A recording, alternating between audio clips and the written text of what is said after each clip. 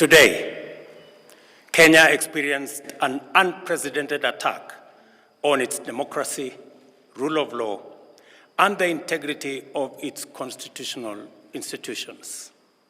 Demonstration, picketing, and petitioning of public authorities by a section of law-abiding citizens of the Republic of Kenya was infiltrated and hijacked by a group of organized criminals.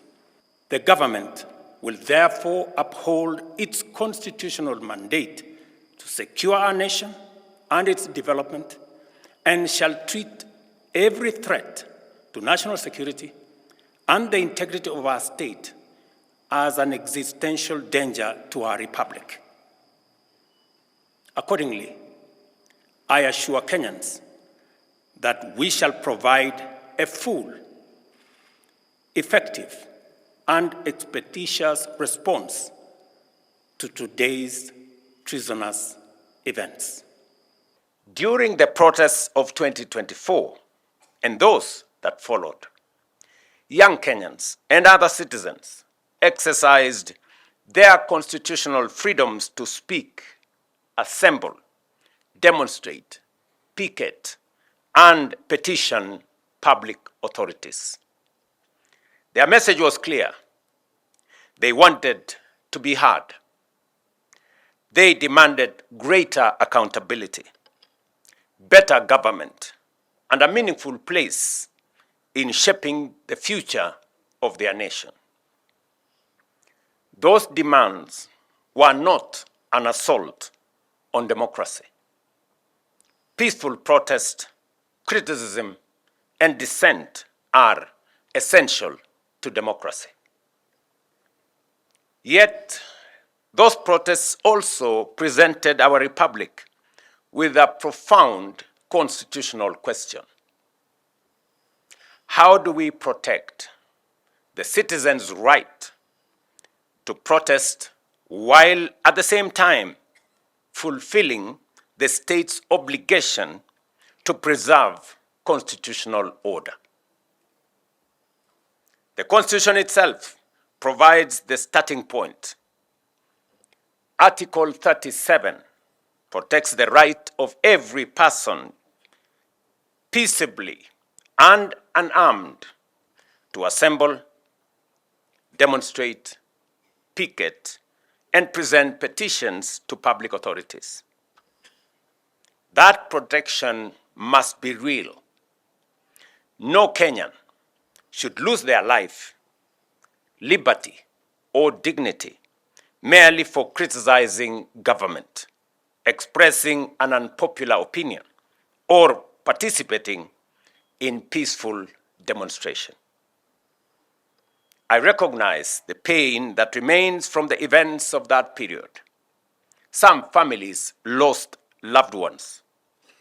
Serious allegations were made concerning unlawful arrests, enforced disappearances, and the excessive use of lethal force. We cannot honor the Constitution by looking away from such allegations. Every credible allegation of a human rights violation must be investigated independently, thoroughly, and transparently. Where wrongdoing is established, those responsible must be held accountable in accordance with the law. At the same time, defending the rights of peaceful protesters does not require us to excuse crime committed under the cover of protest. The Constitution protects peaceful and unarmed assembly. It does not protect arson, looting, lawlessness, violence, intimidation, attacks on citizens, or the destruction of public and private property. We must therefore distinguish carefully between a citizen exercising a constitutional right and an individual committing criminal offenses. We must neither criminalize protest because of the actions of a few, nor legitimize criminal conduct merely because it occurs in the course of a protest. Rights and responsibilities are not enemies. Responsibility protects the conditions in which everyone's right can be enjoyed. The right to protest carries a responsibility to remain peaceful and unarmed. The duty to maintain order carries an obligation to respect life, dignity, and the law. The authority to govern carries a responsibility to listen. The authority and the freedom to disagree carries a responsibility to preserve the democratic institutions through which disagreement can be expressed and resolved. Government belongs to the people. Parliament belongs to the people. The courts belong to the people. The institutions of the republic belongs to the people. They may be criticized, challenged, and required to account, but they must not be destroyed because they are the instruments through which the people govern themselves. Our national task, therefore, is not to choose between liberty and order. It is to build an order founded on liberty and to exercise liberty in a manner that preserves the constitutional order. Let me repeat that.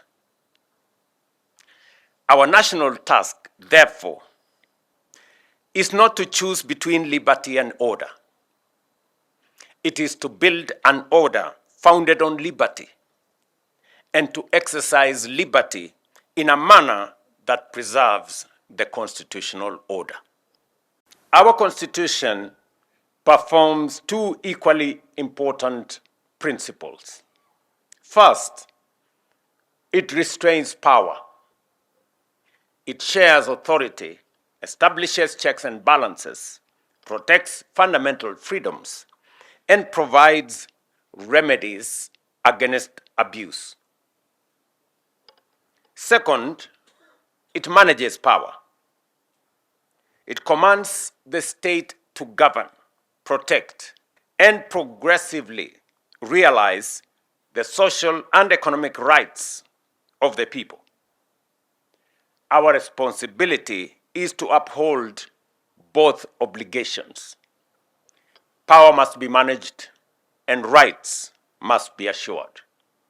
Ladies and gentlemen, when this administration sought the mandate of the people in 2022, it was not merely on the basis of campaign rhetoric or political sloganeering. We placed a concrete proposal on the delivery of Article 43 at the center of our national transformation agenda. Universal health care, affordable housing, food security, education, and social protection became central pillars of our national transformation plan.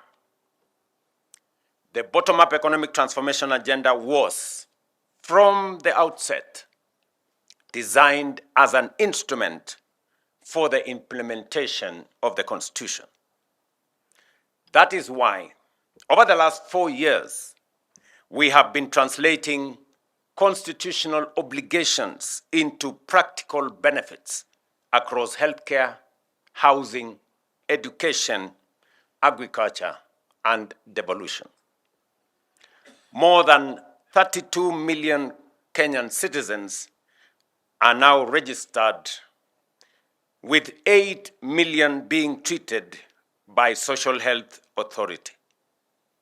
over 100,000 community health promoters are servicing households, and the 922 Lifeline is strengthening access to emergency care.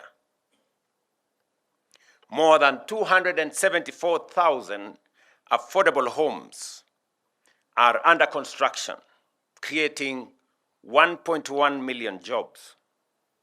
We have also recruited more than 100,000 teachers and constructed 23,000 classrooms to boost education outcomes and rolled out a new funding model for our university education. At the same time, agricultural reforms are increasing food production, reducing agricultural inputs, putting more income into farmers' pockets, and strengthening service delivery through county governments. By no means is this work complete. Significant steps remain. Nevertheless, these interventions demonstrate that the promise of our new constitution is steadily becoming the lived experience of more Kenyans today than was the case before.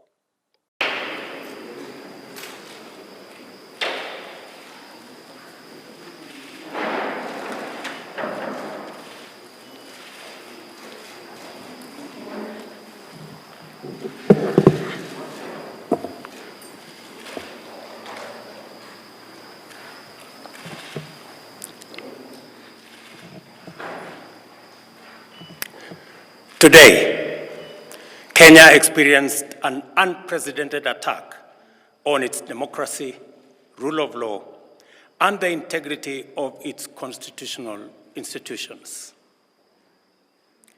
An otherwise legitimate expression of the fundamental rights and freedoms of assembly, demonstration, picketing, and petitioning of public authorities by a section of law-abiding citizens of the Republic of Kenya was infiltrated and hijacked by a group of organized criminals. Most regrettably, today's attack on Kenya's constitutional order has resulted in the loss of lives, also destruction of property and desecration of institutions and emblems of our sovereignty. Today's events mark a critical turning point on how we respond to grave threats